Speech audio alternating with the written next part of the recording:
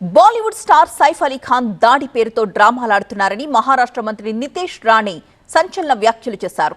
కత్తిపోట్లకు గురైన సైఫ్ డాన్స్ చేసుకుంటూ ఆసుపత్రి బయటకు రావడం అనేది విడ్డూరంగా ఉందన్నారు.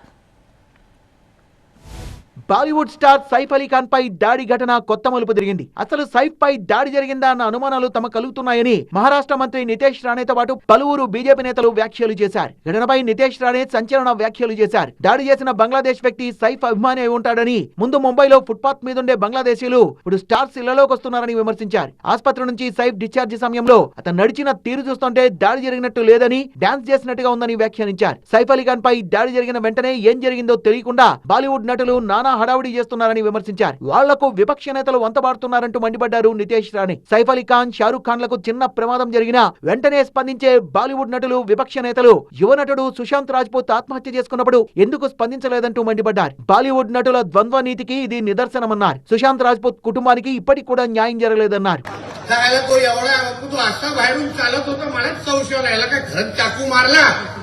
कुठेतरी असंच ऍक्टिंग करून बाहेर निघाला असं टून टून टून करून असतंय ते